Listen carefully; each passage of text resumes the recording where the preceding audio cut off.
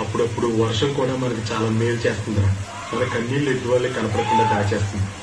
నువ్వు ఆ అమ్మాయికి ఏ కన్నీళ్ళు మిగిల్చావు, భగవంతుడు నీకు అవే కన్నీళ్ళు మిగిల్చాడురా. ఏడవరా, వర్షం వెలిచిపోయేలోపు కడుపారా ఏడు. ఏడవరా.